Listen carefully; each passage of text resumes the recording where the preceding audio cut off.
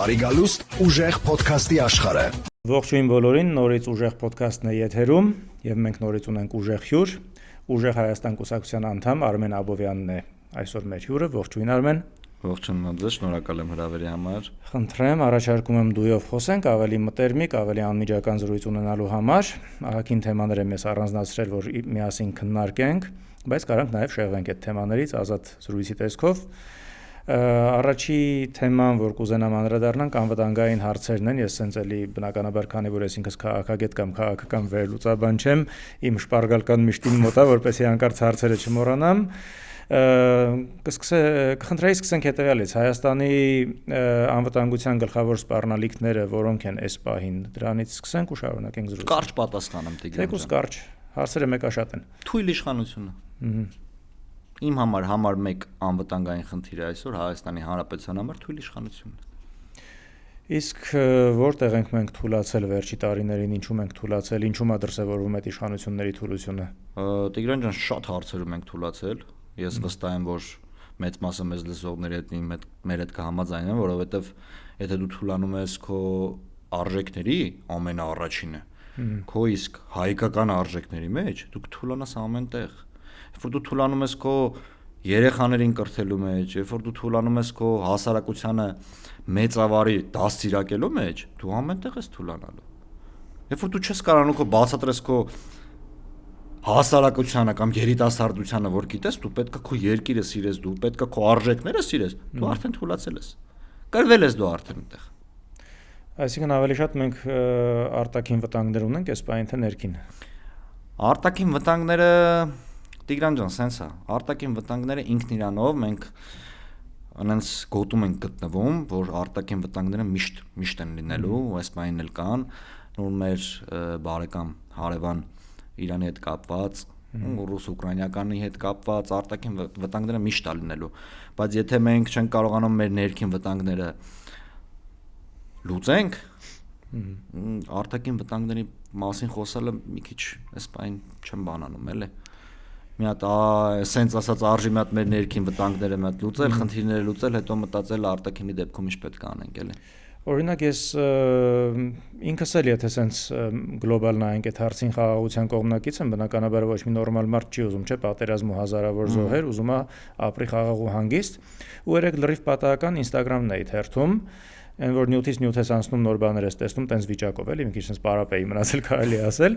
ու Instagram-ը թերթելուց ես հայտնվեցի ու տեսա ու սեղմեցի գնացի այնտեղ հայտնվեցի մի հատ ադրբեջանական լրատվամիջոցի Instagram-յան էջում ու սկսեցի նյութերը թերթել դե այնտեղ կար ամեն ինչ Թրամփի հետ կապված, Իրանի հետ կապված, Իսրայելի եւ այլն ու մի քանի նյութ տեսա որը որ վերաբերվում էր Փաշինյանին Մեկը այն մասին էր, որ Աննա Հակոբյանը անկախ նրանից, որ բաժանվել է Փաշինյանից, աջակցում է Փաշինյանին այս ընտրություններում ու էլի մի քանի տես նյութ տեսա, էլի։ Ու ինձ նենց հետաքրքիր էր կարդալ կոմենտները, որտեղ որ մեծամասնությամբ ադրբեջանցիներ էին, էլի, կոմենտ գրողները, ու նաև նյութի բովանդակությունն ու տեսակը։ Ես զգացի, որ Ադրբեջանի ժողովուրդը աջակցում է Նիկոլ Փաշինյանին, որպեսզի վերջինս հունիսի 7-ին ընտրվի ու նորից դառնա ՀՀ վարչապետ։ Դա շատ հետաքրքիր է, որովհետև մենք միշտ տարիներ շարունակ թե հայերը Ադրբեջանի ղեկավարությանը եւ թե ադրբեջանցիները Հայաստանի ղեկավարությանը միշտ ատել են, հայոյանքներ են գրել, անձնական դաշտ են մտել, ընտանիքին են կպել, դες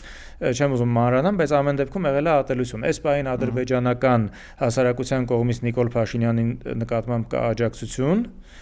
Իսկ մեր հասարակության մեծամասնության կողմից օրինակ Ալիևի հանդեպ չկա, չէ՞, մենք իրան չենք սիրում, ասում մեծ մասը հայերի Ալիևին չի սիրում։ Եթե ոչ բոլորը, էլի, հիմա մի քիչ արդեն վախենում եմ բոլորի անունից խոսեմ, որովհետև շատ անհասկանալի ժամանակներում ենք ապրում, բայց գոնե մեծամասնության տեսանկյունից կարող եմ ասել։ Օրինակ սա ինչ է նշանակում, որ Ադրբեջանում կան այդպիսի տրամադրություններ, որպեսզի աջակցեն Նիկոլ Փաշինյանին Հայաստանի ներքին ընտրություններում։ Տիգրան ջան, հիմա սենց հարցին պատասխանեմ։ Օրինակի համար X մարդ, մի X մարդուց ունի սենց ասած ցանկություն ինչ-որ բան վերցնելու ու կարում է վերցնի, կարողանում է ինքը վեկալի, ասմա տուր, ասմա հա, ասմա կվեկալեմ, ասմա հա վեկալ այդ մարդուն կնեղացնի, իհարկե չնեղացնի։ Նայեք, պատերազմի մասով ասեմ, ինքը որ ուժեղ Հայաստանին մեղադրում է, ասում են, չի մեղադրում, ասում է, երբ որ դուք գաք իշխանության պատերազմ, պատերազմ բերելուց խոսում է մի մարդ, ով 3 պատերազմ է բերել, աղետաբեր, կորցարար 3 պատերազմ է բերել։ Բայց այդ մարդը այսօր կարողանում է հասարակության որոշակի զանգվածի ներկայացնել, թե ինքը խաղաղության խորհրդանիշ է։ Որովհետև վախի մեջ է պահում Տիգրան ջան։ Վախի մեջ մեծ մարդը որ գա պատերազմ ալնելու։ Ոնց բացատրենք մարդկանց, որ ինքը դա անում է վախի մեջ պահելով, մանիպուլացնելով, օրինակ դա շատ կարևոր հարց է։ Ուստից մարդը ամենաառաջին ինքը իրան պետք է հավատա։ Երբ որ ինքը իր այդ մենակ է մնում, մի պահ պետք է նստի ու մտածի, լավ, մի վայրկյան, եթե ինձ ասում են, այս մարդը գալու է պատերազմ բերի։ Այս մարդն ով է որ ինձ ասում, այս մարդը 3 պատերազմ բերած մարդ է, չէ՞։ Խաղաղության աղավնին հաստատ չի։ Ոնց որ ինքն է ներկայացնում իրան ու իր Ադրբեջանի ղեկավար ընկերոջ ասում եմ, մենք խաղաղասեր ենք, մենք այս Օսկար տվեցին, ինչ տվեցին, ես վերջերս չեմ էլ հիշում։ Երբ որ դու նստում ես ու մտածում ես, դու մի պարզ բան պետք է հասկանաս։ Պատերազմ բերելուց խոսում եմ, մարդ ասում եմ, ով 3 պատերազմ է բերել։ 5000 զոհ է բերել, հա, Տիգրան ջան, չմոռանամ զոհերի մասին էլ պլյուս մինուսով խոսացող մարդ։ Լավ, այս մարդը ո՞նց է խաղաղություն բերելու։ Ոնց պետք է այդ խաղաղությունը բերի։ Մի հատ լավ ոսկե կանոն կա։ Հարատև խաղաղություն երբեք չի լինում։ Երբեք դա բացառված բան է։ Դա նույնը ժամանակավոր, կարա լինի 5 տարի, 10 տարի, 20 տարի կարա լինի, բայց ինքը հարատև չի կարա լինում, միշտ խաղաղություն երբեք չի լինում։ Անավանդ այս տարածաշրջանում ու այս հարևանների հետ։ Այս տարածաշրջանում, այո, որ ասենք լույսը բացվում, եկել լսում ես, սկսել են իրար խփել։ Իսկ ի՞նչ մնում է Նիկոլ Փաշինյան, որ ասում է մարդկանց կարում է բացատրի։ Այսօր մեր հասարակությունը իրոք վախի մեջ է ապրում։ Ես հա համաձայն եմ, վախի մեջ է ապրում, որովհետև մեր հասարակությունը ընդամենը 5 տարի առաջ մի ամբողջ ջահել սերունդ է կորցրել։ Ամբողջ ջահել սերունդ, որը որ մեզ պետք է տար ուրիշ սերունդ։ Իսկ ենթադրենք, եթե լինի պատերազմ, այդ դեպքում Հայաստանը պատրաստ է նոր պատերազմի, նոր սրացումների։ Եթե մենք նայենք Հայաստանի պատմությանը, Հայաստանը միշտ է պատրաստ եղել ամեն ինչին։ Հայը միշտ պատրաստ է եղել։ Հայը կարող է այսօր բողոքի, վաղը բողոքի, մյուսօրը բողոքի, բայց հենց գալիս է այն, որ սենց մի հատ շատ վատ բան ալնում, մի հատ վատ սենց իրավիճակ ալնում, մենք մի անգամից ձեռք ենք բռնում ու գնանք, կապ չունի, մենք գնում ենք։ Հայաստանում հայը միշտ է պատրաստ։ Տարիներով, դարերով տանջված մարդիկ ենք, սենց ամեն ինչ տեսած մարդիկ ենք։ Մեզ ոչ մի բան չի խանգարելու, որ մենք մեկը համախմբվենք, մեկը գնանք, սենց ասեմ, խնդիրը լուծելու։ Օրինակ իմ աչքը պատերազմից վախեցած է մենակ այնքանով, որ պատերազմ հանկարծ չլինի նորից Նիկոլ Փաշինյանի օրոք, որովհետև ես տեսել եմ, թե ինքը ոնց է պատերազմ ղեկավարում, ոնց է պարտվում, ոնց է այդ պարտությունը ներարկում մեր ժողովրդի մեջ, պարտվողի ոգի է ներարկում, դա սարսափելի վատ բան է, էլի, հանձնողական, պարտվողական այդ տրամադրությունները ոնց է ինքը տարածում մեր ժողովրդի մեջ, դրա համար ես օրինակ պատերազմի պարագայում գոնե ուժեղ ղեկավարի կողմնակից եմ, որպեսզի իմանանք, որ դեպի հաղթանակ ենք գնում ու կռվում ենք հաղթելու համար, ոչ թե կռվում ենք հանձնելու համար։ Ես ավելի շատ այդ պատերազմի այդ մի տարբերակից եմ վախենում, որ այս իշխանությունների օրոք իրոք հանկարծ պատերազմ չլինի։ Այդ տեսեք հիմա որ դուք քաղաքական գործիչ լինեիք, այս ձեր արած հայտարարությունից հետո վստահ եմ, Նիկոլ Փաշինյանը հելնելու էր, ասես կամերան դրեմ, ասել տեսեք Տիգրանը պատերազմ է ուզում։ Հիմա չի ուզում, բայց հաջորդ ուժեղ ղեկավարի վաղ ինքը պատերազմ է ասում, ինքը պատերազմ, այ հենց էսա։ Ես պատերազմ չեմ ուզում։ Դուք չեք ուզում, մենք էլ չենք ուզում, ոչ մի նորմալ մարդ չի ուզում։ Հետևյալն է, եթե օրինակ պիտի թշնամին հարձակվի մեր վրա, որի գարանտիան որ տենց բան չի լինի, ոչ մեկս չունենք, ոչ հիմա, ոչ հետո, թեկուզ այդ նույն քո ասած 10 տարուց, 20 տարուց, 5 տարուց, էլի, այդ պարագայում ես ասում եմ, դա գոնե լինի մի այնպիսի ղեկավարի օրոք, ով որ գնալու է դեպի հաղթանակ կռվելու է հաղթելու համար։ Ես մենակ այդ մասով եմ ասում, թե չէ առհասարակ, ես ուզում եմ, որ ոչ Նիկոլ Փաշինյանի օրոք, ոչ ապագա ղեկավարների օրոք չլինի առհասարակ պատերազմ, եթե դրա մասին է խոսքը։ Ոնց որ ցանկացած նորմալ մարդ։ Միևնույն ժամանակ ես չեմ պատկերացնում Հայաստանի ապագան ու նաև իմ գիտակից կյանքի շարունակությունը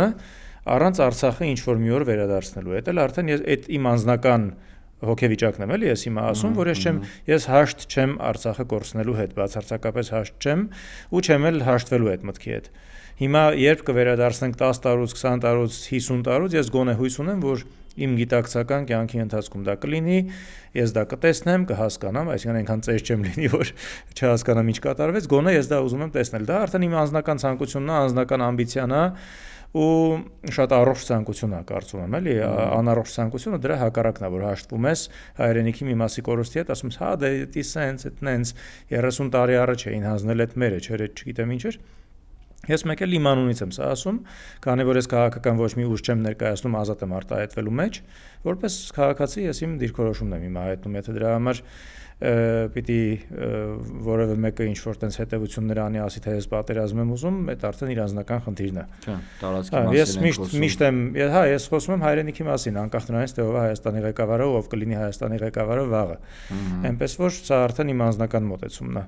Մի թեմայի էլ եմ ուզում անդրադառնանք, դա կանանց ձերբակալություններն է, մի քիչ շատ սովորական է դարձել քաղաքական բնույթի ձերբակալությունները, երբ որ կանանց ինչ-որ քաղաքական հայտարարության կամ ինչ-որ, չգիտեմ, գաղտնալսումների կամ չգիտեմ ինչի հիման վրա ձերբակալում են, վերջերս նաև եղավ դա ուժեղ Հայաստան կուսակցության ներկայացուցչի հետ, չէ, Գոհար Ղումաշյան, ճիշտ եմ, չէ, ասում անունը, հա։ Օրինակ ձեր գնահատմամբ ինչ է կատարվում, ինչի են տենց կանանց թիրախավորում, ձերբակալում, հատկապես որ շատ դեպքեր լինում են, երբ որ այդ կանայք ունենում են խնամքի տակ գտնվող մանկահասակ երեխա։ 3 երեխա, նախ Գոհարի Ղումաշյան Գոհարի մասով ասեմ, շատ կուզենայի, որ իր նման մարդիկ շատ լինեին, որպես ծնող, որպես կին, բարության պատկերա, եթե ինչ-որ մի օր շփվեք կհասկանաք ինչի մասին եմ խոսում։ Սենց էլ դրական տպավորություն է թողել, անձամբ չեմ ճանաչում։ Շատ լավն է ու ունի 3 անչափահաս երեխա, որը որ վերջի երեխան նորածին է։ Կրծքի երեխա։ Դուք ինչ գնահատական կտաք, երբ որ ծնողին երեխայից առանձնացնում են ու երեխային տանում են դատարան, որ դատարանում կերակրեն երեխային։ Դա շատ բացասական բնականաբար, բայց սա որպես քաղաքական ճնշում եք գնահատում, թե իրավական գործընթացը։ Ոչ մի տեսակ սա միանշանակ քաղաքական ճնշում է։ Քաղաքական Տիգրան ջան, որովհետև երբ որ խոսքը գնում է ինչ-որ ձայնագրության մասին, լսողը չի հասկանում ինչ է այդ ձայնագրությունը։ Չել պատկերացումներով էլ չի կարող հասկանալ ինչ այդ ձայն ու դա ներկայացնում են ընտրական կներեք ընտրություններից առաջ ինչ որ բան են խախտում լավ դու վեկալում ես լսում ես այդ ձայնագրություն լավ քննիչը վեկալում լսում այդ ձայնագրությունը վստահ եմ քննիչն էլ չի հասկանում այդ ինչ ձայնագրությունն է ու տանում են դատարան ժամերով մինչև գիշերը ժամի 3-ը պահում են բայց այդտեղ մի հատ ուրիշ հարց էլ կա մեկ օրինակ ես ասենց մի փոքր թեմայի չեղենք նորից կվերադառնանք էլի ինչ որ ես տարբեր հաղորդումներ եմ մի քանի հաղորդում այսինքն վերջերս նայում եմ իմ հիմնական լրատվության աղբյուրը կարող է ծիծաղելի թվա բայց Arab-Comedy-ն է լինում շատ հաճախ օրինակ այդ գաղտնալսումները որ ես տեսնում եմ ինչ որ երկու լրիվ անհայտ մարդկանց գաղտնալսում են ներկայացնում, եթե օրինակ այս դեպքում ուժեղ Հայաստան կուսակցության ներկայացուցիչն է խոսում, ինչ որտեղ տրամաբանություն կա, թե ինչի են իրեն գաղտնալսում, որովհետև ընդդիմադիր կուսակցության ներկայացուցիչը բայց օրինակ մեկ նայում եմ ինչ որ երկու սենց ինչ որ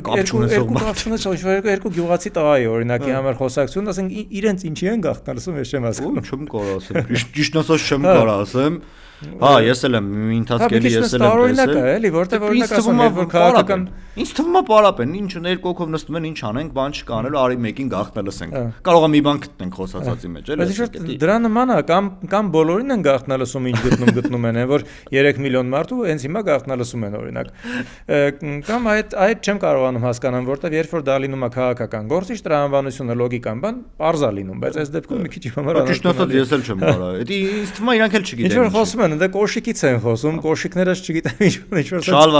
շալվարը, կոշիկը չգիտեմ ինչ-որ։ Ու դա ներկայացնում են ընտրակաշարք։ Հա, դա ներկայացնում են ընտրակաշարք, որ օրինակ ես էլ լսում եմ, իրոք sense մինչև վերջ չեմ հասկանում ինչի մասին են խոսում։ Հա, կարող է իրանք էլ իրար, այնտեղ էլ իրանք իրար չեն հասկանում, էլի այդ ամենախնդրում, որ երկու հոգի իրար չեն հասկանում, մենք լսում ենք չենք հասկանում, բայց մենք կարող է տանենք դատարան դատավորը հասկանա, բայց դատավորն էլ սենց ժամանակ ասված ես հասկացա, որ ես էլ ոչինչ չհասկացա, լրիվ այդ վիճակն է։ Ու տենց իրենք դա կարողանում են որպես քարոզչական նյութ օգտագործել ու հետո բայց ոչ մի իրավական հետևանք չի ունենում, որտեղ նա նյութ չկա, էլի որպեսի ունենա։ Ես տենց տպավորություն եմ ստանում, բայց որպես քարոզչական նյութ իրենք դա կարող են օգտագործեն։ Իրանց մի քանի ակտիվ падգամավորները մեկ էլ վերցնում են, լուրջ դեմքով մտնում են եթեր, չէ կամաչում էս մարդկանց բան, ինչ որ sense էս ինչ է կաշառք եք տալիս, ու տենց իրենց ընտրողներին կարողանում են ապահովել ժամանցով։ Երևի sense կարելի ասել, եթե հարցը, հա։ Ազգային ժողովը падգամավոր որ ունի օրակարգում բազմազան հարցեր, ինքը բազմազան հարցերը թողում է, երկրի առջև ծանրացած խնդիրները թողում է,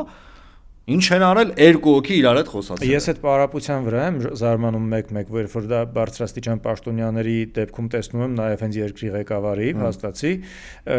որովհետև ես օրինակ լինելով ազատ գրաֆիկով արվեստագետ մարդ, արվեստի բնագավառում, որ ես եմ տնօրինում իմ ժամանակը, ես կարամ օրինակի համար հեռախոսս անջատեմ, պարկեմ, քնեմ ու ոչ մեկի առաջ պատասխանատու չեմ այդ իմ քնելու համար, էլի։ Բայց ես իմ գործերը չեմ հասնում նույնիսկ։ Մի երկու հատ էլ պրոբկայի մեջ ես այսօրվա նման ընկնում, вообще ուշանում ես գործերը չես հասնում, ասում եմ ազատ գրաֆիկով իմ գլխի տերը լինելով չեմ հասնում։ Ես պատկերացնում եմ բարձրաստիճան պաշտոնյան միլիոն հատ հարց ունի, իրան 5 տարին կամ 10 տարին հերիք չի, որ ինքը իր խոստացածի կեսը նույնիսկ անի, ես խոստացածի մասին եմ էլի խոսում, ոչ թե ընթացքում, բայց մեկ էլ տեսնում ես իրենք սենց պարավոտից երեկո ազգային ժողովի բլոգերներն են։ Հա, լրիվ բլոգերի կյանքով են ապրում։ Այդ բլոգ նկարելը ժամանակատար է, այդպես չի մի հատ, հետո մոնտաժը արվում, բան արվում, ցուցակ կա, չէ՞, Տիգրան ջան, գիտես, որ առաջադրվում են ցուցակ, առաջադրվում են ազգային ժողովի պատգամավոր, իրանք ինձ թվում է Ալեքսանյան Վահագը, այդ բլոգինգով զբաղվողները առաջադրվել են ազգային ժողովի բլոգերի պաշտոնում, որովհետև այսօրադրությամբ այն նույն ձեր ասածով։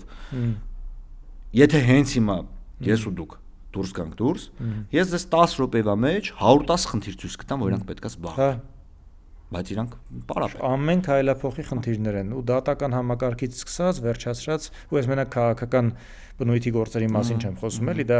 ինչ որտեղ հասկանալի է, որ այլ կերպ կարա արվի, բայց առասարակ օրինակ վատ դատական համակարգ, լիքը ուրիշ խնդիրներ, ոնց քայլում ես ու Երևան անընդհատ խնդրեմ։ Անկախ նրանից, որ ես ներկայացնում եմ ուժեղ Հայաստան կուսակցությունը, ես ներկայանում եմ նաև որպես անձ, որպես մարդ, այս երկրի քաղաքացի երիտասարդ տնօրեն, ես չեմ կարող ինչ-որ մի հատ ոլորտ ասեմ, որ խնդիր չտեսնենք, էլի։ Ասենք օրինակի համար անգամ, երբ որ դու դուրս ես գալիս,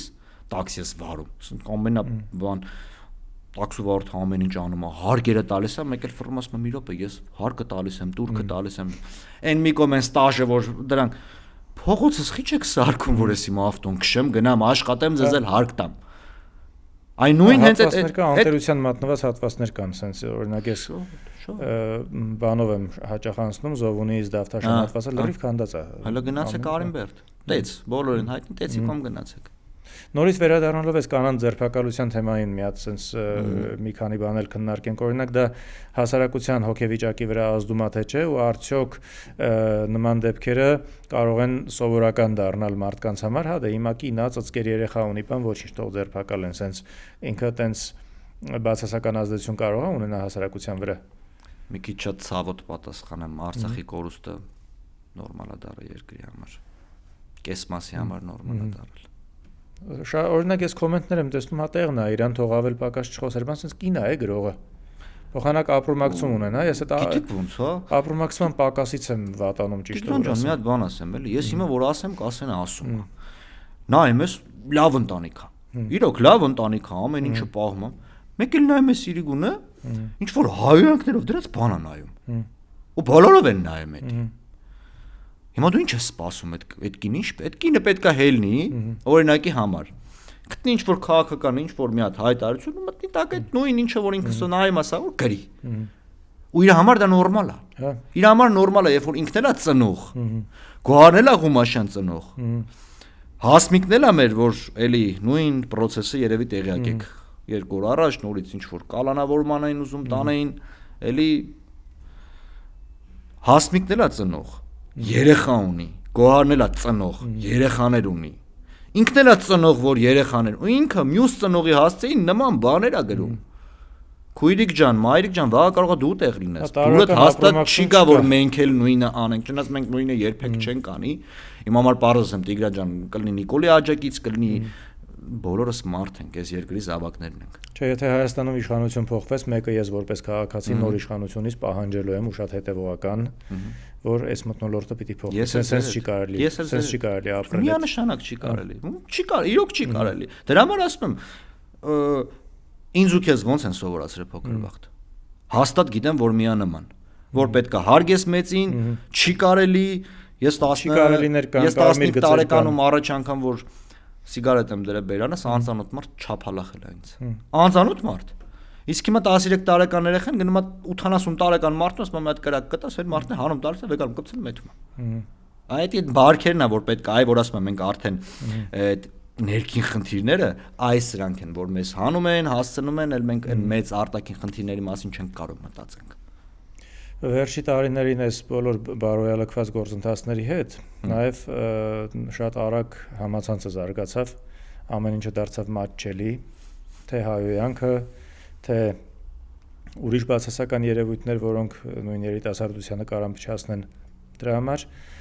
այս բարոյալքումը շատ ավելի արագ տեմպերով է գնում։ Ուղղակի պետքա մտահոգված իշխանություններ լինեն դրա հետ կապված, որ փորձեն ինչ-որ բան անել, կլինի սկսած կրթությունից դպրոցներից,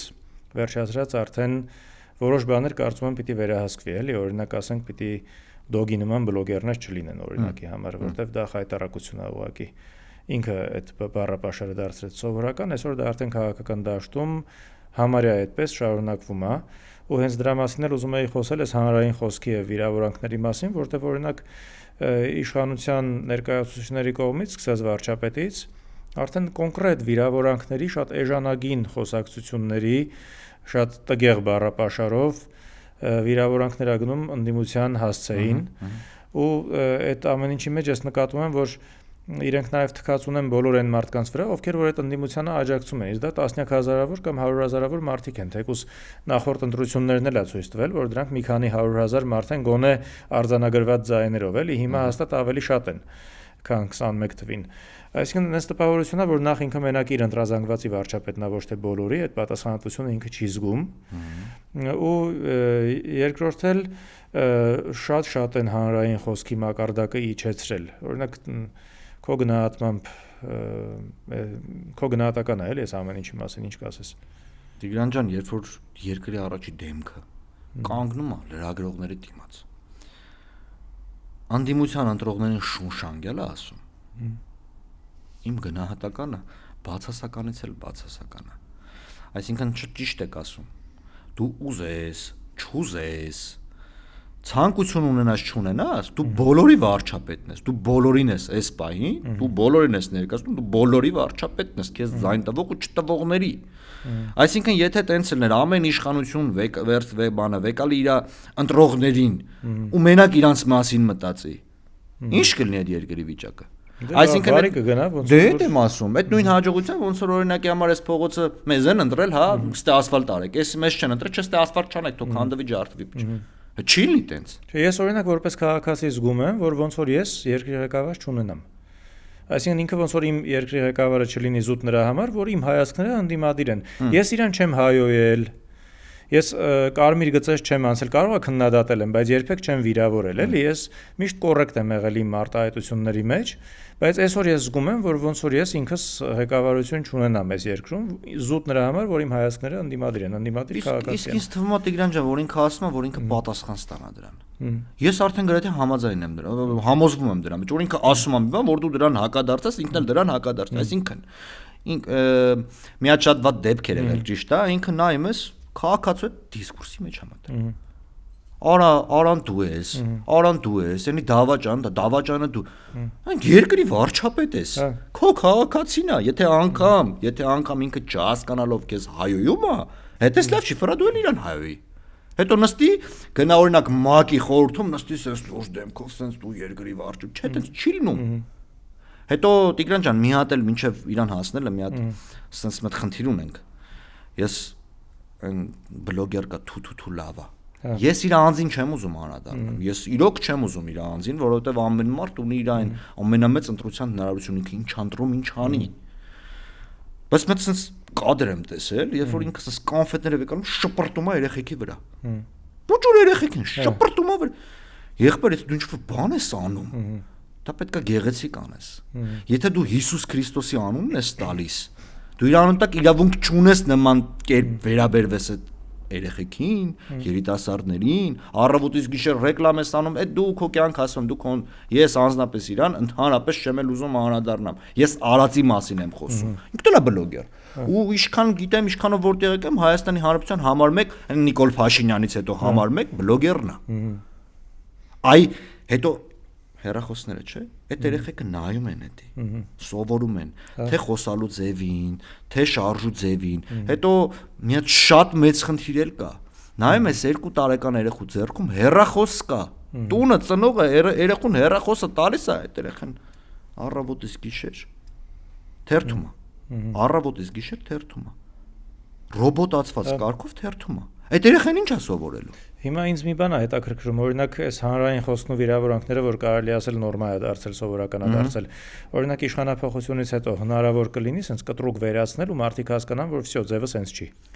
Երբ որ ոստիկանությունը կլինի, պատգամ մարմինները sense ասեմ կլինի։ Երբ որ կանչեն պատասխանատվության ենթարկեն ու իրոք պատասխանատվության ենթարկեն, օրինակի համար դու հանրային ազատ խոսք խնդիր չկա, բոլորս մեր, բայց դա պետքա այդ ազատ խոսքը կառուցողական լինի։ Այսինքն դու քո ազատ խոսքի մեջ պետք է փորձես չհայոյել, չէ՞։ Երբ որ դու հայոյում ես մեկին ու քեզ կանչեն, ասեն չի կարելի։ Դու ինչ իրավունք ունես։ Ինձ թվում է տուգանելն է ամենաճիշտը մեր ժողովուրդը տուգանքը շատ լավ է։ Որ ուզում եք իմանաք ամենալավը տուգանելն է։ Ամենալավը, երբ որ մարդու գրպանին կպտում ես, ինքը ասում է ինքը չպետք է դա անի։ Ուրիշ դեպքերը sense տակով մեր լեզվով ասած տակով ասում է այդում է էլի։ Եվ մեկ էլ օրինակ ծառայել է հիմա այսօր ենթադրենք եթե ես ուզենամ հայոյեմ,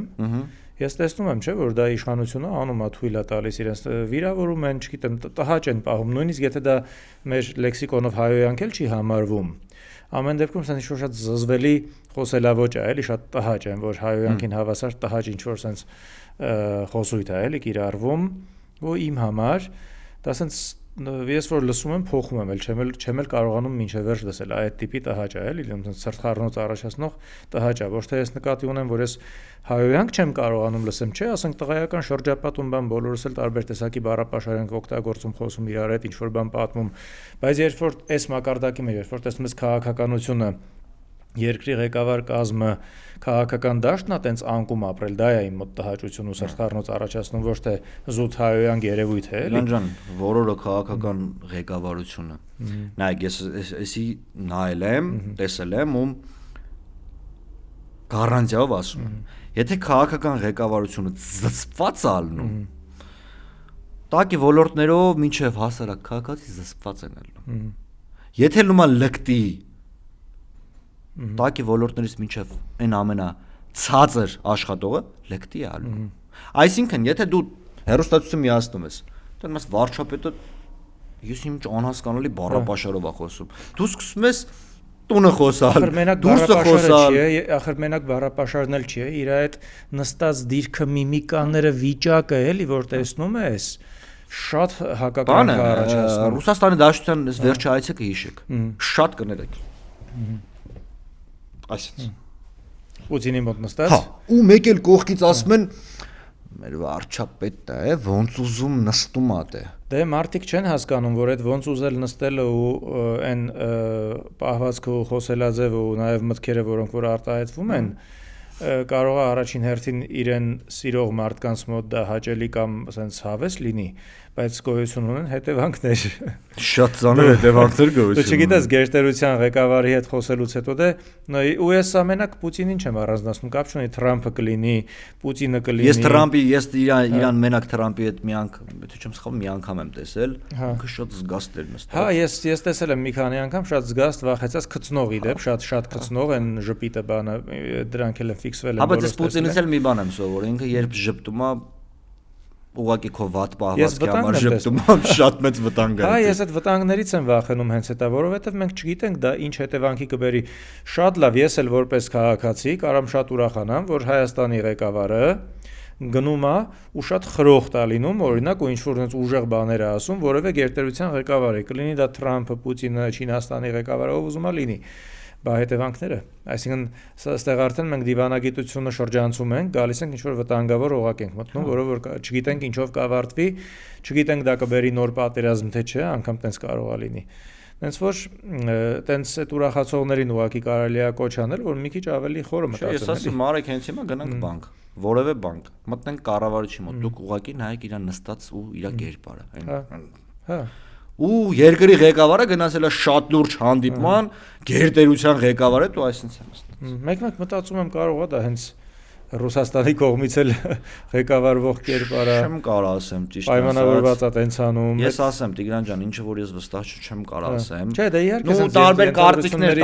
տարբեր կարծիքներ կարող են։ Բնականաբար այդ ոչ ես կարամ ասեմ, ոչ դու կարաս ասես, ոչ մեկ ուրիշը։ Ոչ մեկս չգիտենք, էլի մարդը տունը գլուխը բարձին դնելուց ինքը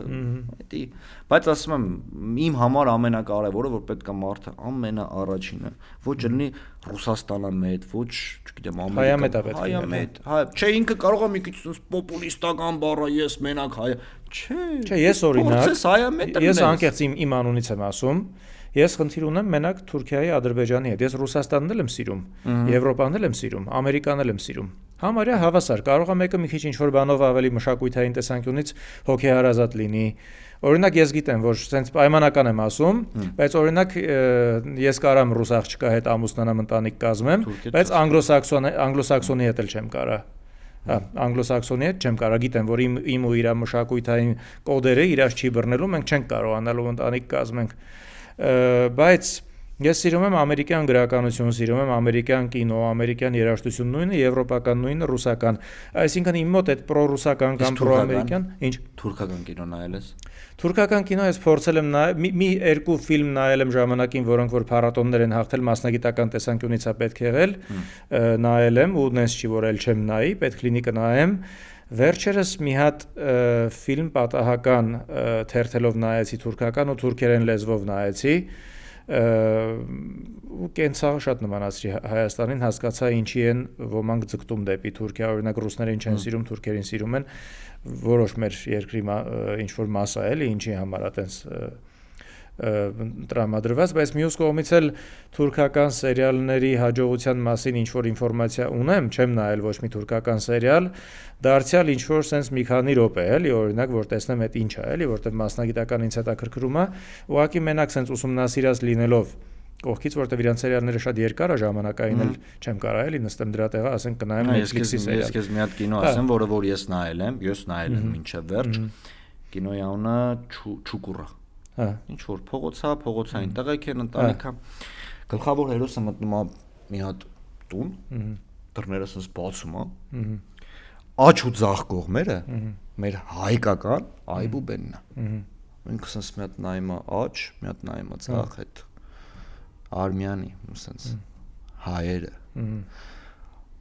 Ու ես որ փորձում եմ հասկանամ ինչ է, ինչ ռոպագանդա, չեմ կարող հասկանալ։ Բայց մի բան եմ հասկանում, որ թուրքերը շատ են մերև եկալել։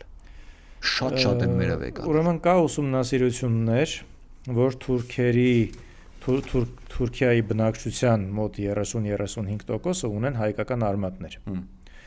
Ու մի պահ Թուրքիայում արգելված էր գենետիկ կոդը ստուգելը, հետո կարծեմ թույլատրեցին,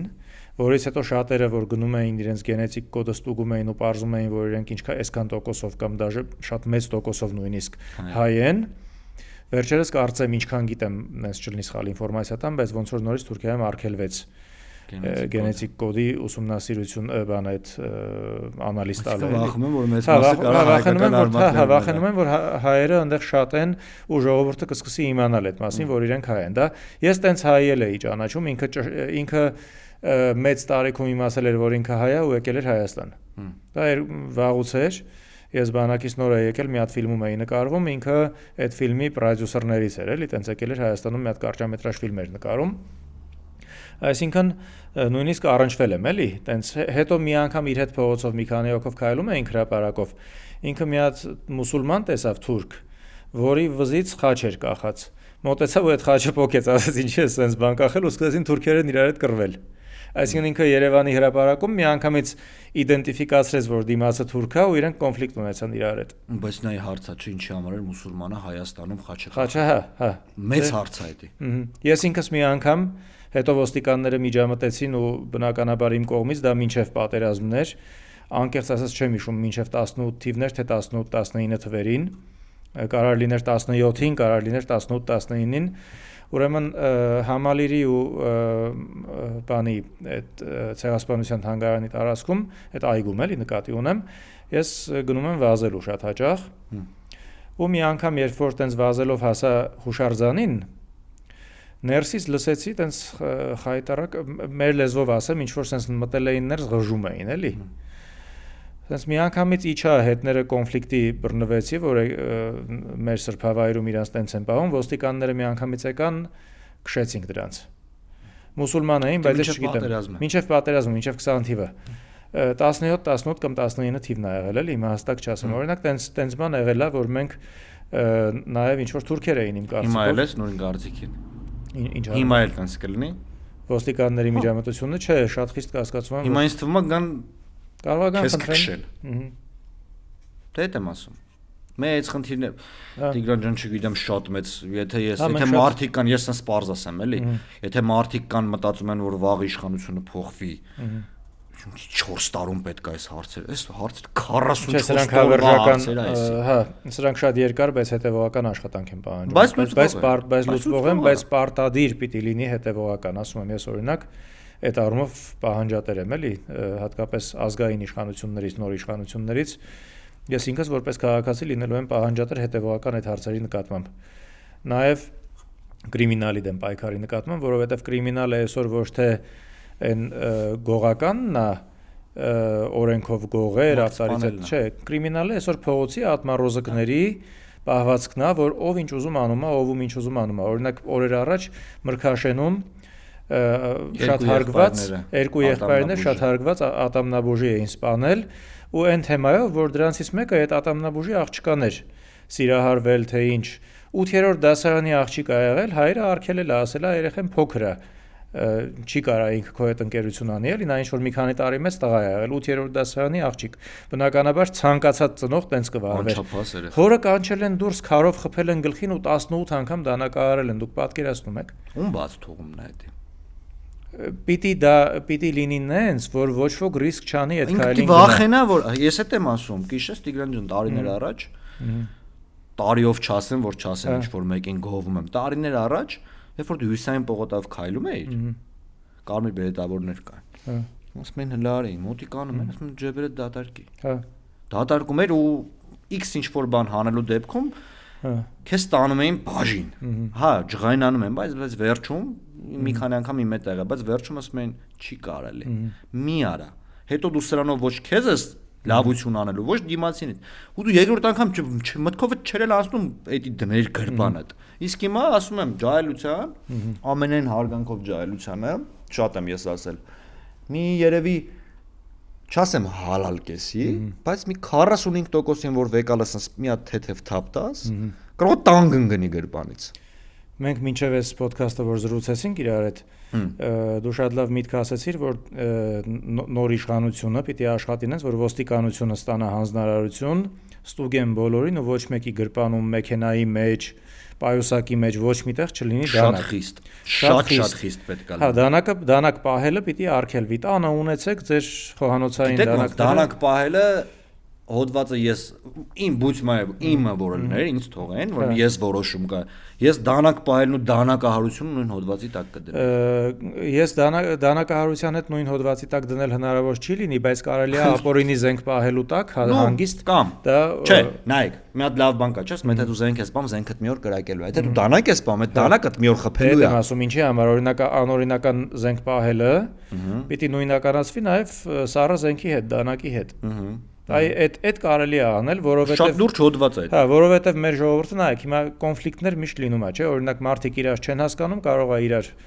հրեն, իրար բոքսեն, իրար ոտքով խփեն։ Շատ լավ, տղամարդ ես, մի հատ կբոքսես, օրինակի համար, ասենք բրունսկի հարվածով մի հատ ինչ-որ բան կանես, մեկին կգցես գետնին, մի հատ կխփես, իրար կքաշքշեք, բայց երբ որ կա քո մոտ դանակ ու դու դա կիրառում ես, դու պոտենցիալ մարդասպան ես, որովհետև քո խփելու հետևանքով դու ամենաշատը կարաս մեկի քիթը ջարդես կամ աչքի տակ կապտասես։ Հիշում ես փոքր տարիքում կռվում էինք, ծեծում էինք, հաջորդ օր իրար հետ ընկերություն։ Հա մի քանի քերծվածքով բանով այդ բայց հետո հաջորդ օր իրար հետ ընկերություն էինք անում։ Բայց դանակով խփելուց հետո ընկերություն չես կարող անես։ Եթե դու անգամ իր այդ անես էլ, քո ծնողները երբեք իրար հետ ընկերություն, այսինքն դու դանակը պահում ես, էդի այն բաց թողումը, որ դու չպետքա պահես։ Չեն հետևել դու պահել ես, այդ դանակը պահելու համար դու ինչ որ X ընտանիք հավետ դառնում եք թշնամիներ։ Լավ, ուրեմն մի հարցի մասին էլ խոսենք, իմ նախատեսած հարցերից ուժեղ Հայաստանում լուծումներ, օրինակ ինչպիսի անվտանգության մոդել պետք է ունենա ուժեղ Հայաստանը, քանի որ դու ներկայացնում ես այդ կուսակցությունը մի հատ sense երկու բառով կամ թեկուզ ծավալուն ոցարմրը։ Դե անվտանգության մոդելը sense է։ Նախ դու պետք է ունենաս ուժեղ բանակ, բայց այդ բանակը պաշտպանողական բանակի մասին է խոսքը։ Այսինքն, երբ որ ինչ որ X պետությունը ընդհանրապես էս մոլորակի կապ չունի որ պետությունը, որ փորձի ուժով քո հետ խոսալ։ Ինքը հասկանա, որ չէ, դու չես կարող ուժեղ պաշտպանված բանակ ունես այս մոդելով։ Դու պետք է ունենաս ուժեղ զինվոր։ Իսկ այդ ուժեղ զինվորը ես չեմ ուզում պոպուլիստական ուժեղ զինվոր ասել։ Որպեսզի պոպուլիստական չհնչի, միանգամից կարող ես ասել ինչ քայլեր պիտի անենք, հենց այդ եմ ասում, հա։ Ամենաառաջինը ես իմ համար ունեմ 3 ոսկե կանոն։ Ու այդ ոսկե կանոններից մեկը զինվորն է։ Զինվորի հանդեպ վերաբերմունքն է։ Ու մնացածը ամեն ինչը։ Զինվորը եթե ուժեղ չեղավ, դուխով չեղավ, բայց այս իրանց սրտիկով դուխը չէ, էլի, Տիգրան ջան, այլ իրոք մեջից դուխով չեղավ, քո բանակը չի կարա ուժեղ լինի։ Զինվորի ղեկավարությունը եթե ուժեղ չեղավ, պետության ղեկավարը եթե ուժեղ չեղավ, ինքը այն քո ասածին գանք, էլի, որ ես չեմ ուզում գնամ X օրը պատերազմ, բայց իմ ղեկավարը լինի թույլ, հա, թույլ լինի, էլի։ Հետո մոդուլների մասին շատ կարամ խոսամ, ճիշտն ասած, Տիգրան ջան, շատ բազմազան են այդ մոդուլները, որ կարամ թվեմ, էլի, ուժեղ բանակ, ուժեղ պետություն։ Իմ մոդուլը ասել եմ, մեր ամենակարևոր մոդուլը ուժեղ։ Այսինքն, մենք ոչ թե պոպուլիստական ուժեղ, այլ հենց այդ ինչը որ պետք է ունենանք պետության անվտանգության համար, ուժեղը լինի, բայց իրատեսական ու 100%-անոց ուժեղը լինի, էլի։ Ոչ թե ասենք ուժեղ, տակ ինչ որ։ Քանի տարում հնարավոր կլինի այդ ուժեղ բանակին հասնել, ունենալ ուժեղ բանակ, քանի տարի կպահանջվի նոր։ Դե եթե ցանկությունը 100+% է քո ցանկությունը, կարամ ասեմ, որ հաստատ քո պաշտոնավարելու ընթացքում մինչև վերջի պաշտոնավարելու օրը հնարավոր է։ Այսինքն, ինչքան է 10 տարի է, 8 տարի է, 6 տարի է, եթե քեզ տրված է քվե որ դու 10 տարի կամ 6 տարի կամ 8 տարի պաշտոնավոր ես, դու հաստատ կարաս էդի հանես։ Ճիշտ է, շատ դժվար, բայց կարաս անես, ուզելա պետք ուղղակի։ Եվ մի հատ շատ կարևոր բան էլ կա, օրինակ ինչպես պետք է բարձրացնել հասարակության վստահությունը պետության հանդեպ։ Այդ ոնց պիտի արվի, որովհետև հիմա բավական անվստահություն կա, բավական sense բևեռացվածություն կա։ Ու մարդիկ շատ-շատերը իրենց ապագան Հայաստանում չեն տեսնում, որքան էլ որ փորձեն հակառակը ներկայացնեն։ Այս պարագայում այդ վստահությունը ոնց կարելի է արագ վերականգնել, որպեսզի հայը իմանա, որ ինքը պիտի Հայաստանում ապրի, չուզենա գնա ուրիշ երկիր աշխատելու կամ ապրելու։ Նախոտի ամենացավոտ հարցերից մեկն է, որ մարդը լքում է իր երկիրը, գնում է իր երկրից փող աշխատելու համար։ Դա ամենամեծ ցավոտ հարցերից է, էլի։ Տվյալ դեպքում ասել ենք մենք մեր կետերից մեկը կարամ ուղղակի ասեմ տնտեսական մեր քայլերից, որ նախ պետք է այնպես տնտեսություն ունենաս, որ մարդը չթողի գնա ուրիշ երկրում։ Հիմա ինքը որ գնում է ուրիշ երկրում աշխատում է, փողը շատ է ստանում, բայց ինքը մեկը ուրիշ երկրում է դա անում։ Օգնում է ուրիշ երկրի տնտեսությանը, արդյունաբերությանը։ Մենք պետք է այնպես տնտեսություն ունենանք, որ մեր երկրի մեջ մեր քաղաքացին աշխատի, լավ աշխատավարձ ստանա ու մեր տնտեսությունն ու արդյունաբերությունը ու մնացած ոլորտները զարգացնի։ Տնտեսությունը ասում եմ պետքա շատ լավ լինի։ Հետո վստահությունը Տիգրան ջան, վստահությունը ղեկավարությունից է գալիս։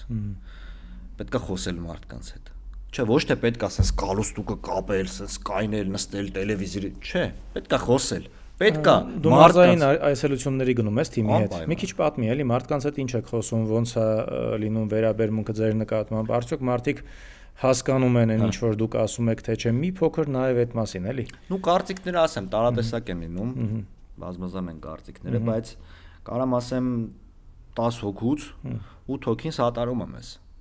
Ու ինչի համար է սատարում, որովհետև այսօրվա դրությամբ Սամվել Կարապետյանին որպես անձ 90% գիտի։ Գիտեն, որ աշխատող մարդ է եղել, գյուղից է եղել, աշխատել է ինքը իրանով, ասել է։ Ու ստե կարծիք է ձևավորում, եթե այդ մարդը արել է այդքան է, ուրեմն ինքը գիտի դա ոնց են անում։ Վստահ ենք, որ վաղ ինքը ղեկավարը լինի, ինքը մեզ էլ կսովորացնի, դի ոնց ենք անում ու կգնա կհասնի։ Բնականաբար։ Հա, Տնտեսական մեծ փորձը ու կան դե անվտանգային խնդիրներ, նայեք, օրինակ Ղափանում կապանում էր կա Ծավ գյուղ։ Ծավ գյուղում ներքին հանդնա, Ծավնա Ադրբեջանի մեծ դրոշն։ Գնացել ենք ընդեմ, մարզային այցա։ Մի հատ պապի ջղայնացած ձուկ ա ծախում։ Ասում է, ինչ եք ուզում, պատերազմ եք ուզում բերեք։ Զարմացած նայում եմ դեմքին։ Ասում եմ, այ հայրիկ ջան, էնում դրոշն ասում Ադրբեջանի։ Ասում եմ, դու ինչով ես գարանտիա կամ քեզով կարաս տեղ գարանտիա տա, որ այս զինվորը վաղը օրինակի համար չի մտնելու այս գյուղ։ 5 մետր ընդամենը։ Չէ խաղաղություն կլինի ասում եմ։ Ասում եմ, լավ, եթե դուք պատմությունից դասեր չեք քաղել, իրոք չեք քաղել, որովհետև չքաղելով բանն է, էլի, հետևանքն է։ Հարց չկա։ Ու այդ պապիկը իր քվեով երիտասարդությանը հերթական անգամ ապրես եկար հասար իմ ասածին։ Վերջում ես մարդուն ասում եմ, հայրիկ ջան, ասում եմ, դու ոնց նայում եմ 70-նանց մարդ ես։ Հա։ Ասում դու 70 տարի ապրել ես, էլի։ Հələ ինձ նայ ասում եմ։ Այս երեխեքին նայ, մեղքը չէ՞ այս երեխեքը։ Վաղը այս երեխեն հելնելու է քեզի պապի քո սխալ քվեի արդյունքում, այսօր հələ իմ վիճակը նայ։ Ադրբեջանցին մտել է իմ տուն։ Ու չէ, մարդիկ կան Տիգրան ջան, իրոք այդ մարդիկ կան, այդ չեմ կարող հասկանամ, ինչքան է խոսում ես, չես կարող ես մարդուն հասկանալ, մարդը ինչ է։ Բայց մի բանով եմ ուզում հասկանամ, որ ուղղակի այդ մարդուն էլ են վախի մեջ պահում, էլի։ Եթե մենք չլինենք, պատերազմ ալնելու։ Բայց ես ասել եմ, եթե դուք չլինեք ուժեղ Հայաստանը ալնելու, 100% դուք չլինեք ուժեղ Հայաստանը ալնելու, ուժեղ բանակ ալնելու, ուժեղ Հայաստան ալնելու, ուժեղ հայազգ ալնելու, եթե դուք չլինեք։ Հունիսի 7-ին չեն ելնել։ Այդ դեպքում մի հատ sense հարց երեկ չէ, կարծեմ թե առաջի օրը երկարաձգվեց Սամվել Կարապետյանի կալանքը եւս 3 ամսով։ Դա նշանակում է, որ ինքը չի կարողանա մասնակցել քարոզարշավին, արդեն դա փաստ է։ Նայեք, չէ, փաստը փաստ չի, որտեվ ապրիլի 30-ին վերաքննիչ դատ կա, ապրիլի 30-ին վերաքննիչ դատն է։ Դե հա իշխանությանը որ նայենք իրանք ինչ խոսացնում ես, մենք չենք դե եթե չես վախում, Սամվել Կարապետյանից կամ ուժիշ չես վախում, թող դու դուրս գա այդ մարդը, ոնց դու հավասար պայմաններում շփվի հայրենակիցների հետ։ Չենքը վախում է, գիտես ինչի համար է վախում, որովհետև գիտի այն մարդկանց, որ ինքը բլոգինգով սպա բանը խափում է, այդ մարդիկ երբ որ շփվեն Սամվել Կարապետյանը, դե իմ հասկանալու են, որ այս մարդը բլոգեր մարդը Նիկոլա խափում է իրանց, որտեվ Սամվել Կարապետյանը լրիվ ուրիշ մարդ է։ Բայց ամեն դեպքում եթե հանկարծ այդ վերաքննիչ դատն էլ ձեր ուզածով չգնաց ու ենթադրենք Կարապետյանը մնաց կալանքի տակ, տնային կալանքի տակ, այդ դեպքում քարոզարշավը ոնց է անցկացվելու, որպեսզի ուժեղ Հայաստանը հաղթի ընտրություններում, մանավանդ որ շանսերը բավական մեծ են։ Տիգրան ջան, մենք իրազեկման ակցիաներ ենք անում այս բան։ Շատ լավ, շատ ուժեղ անում ենք։ Իհարկե իմ, մեկ էլ մեր թիմի անունից կարամ ասեմ, որ մենք վարկյան շուտ կուզենանք, որ մեր ղեկավարը, մեր առաջնորդը մեր կողքը լինի։ Բայց իշխանություններին ճանաչելով, ես հավանական եմ համարում, որ այո, մինչև ընտրություններ կալանքի տակ կմնա, տնային կալանքի տակ Սամվել Կարապետյանը կմնա, բայց ասեմ, իրա մի բան ավելացնեմ, որ ինքը մենակ տնային կալանքի տակ, այսինքն մնացած հարցերում խոսալ, ժողովրդի հետ խոսալ, ազատ այդ հարցերում վերացրել է, ամեն ինչը դատարանը վերացրել է։ Բայց ասեմ, Տիգրան ջան, ինքը այն որ ուղղակի կարա մի հատ խորհուրդ տա, մենք այդ խորհրդով շարժվենք։ Ես մեծ խնդիր եմ տեսնում, որ ինքը մեր առաջնորդը մեր կողքը չի սպային, որ մենք մարզեր նույն իրազեկումը չենք կարող, բայց կարամ ասեմ, որ վստահ լինեն, հանգիստ լինեն, Սամվել Կարապետյանը ինչ մենք ասում ենք, մեր առաջնորդի հետ ենք այդ ամեն ինչը ասում։ Ու կարամ մի բան էլ ասեմ, շատ կարևոր, ես գիտեմ, որ վերջին շրջանում մարդկանց փորձում են չի լինելու ընտրություններով չեք կարա, Նիկոլին կարելը անհնար է, հայրենակիցներ չանձես խափում են, Նիկոլին ընտրություններով հնարավոր է կրելը, ու կրելու ենք, ու հունիսի 7-ին բոլորս իրար հետ ունենալու ենք ուժեղ Հայաստան, անպարտելի մարդ աշխարհում գոյություն չունի, այսքանը կարամ ասեմ Տիգրան ջան։ Երևի այսքանով էլ ավարտենք, որովհետև իմ վերջի հարցներ ուզում էի ասեի քո ուղերձը մեր ժողովրդին, բայց դու արդեն այդ ուղերձով անկախ իմ ասելու հանդես եկար։ Շատ լավ, Արմեն ջան, հաջողություն եմ ցանկանում ձեր քարոզարշավում, ընտրություններում։ Հուսանք, որ դեպի դրական փոփոխությունների կգնա ամեն ինչ ու մենք կունենանք այն Հայաստանը, որը որ բոլորս պատկերացնում ենք։ Ունենալու ենք մեր ուժեղ Հայաստանը, իրար այդ գլուխներս բարձրել ապրելու ենք։ Ուրախ ես շատ։ Փոխադարձ։ Ուժեղ ոդքասթների եթերում իմ հյուրները Արմեն Աբովյանը, կհանդիպենք հաջորդ ոդքասթի ժամանակ առայժմ։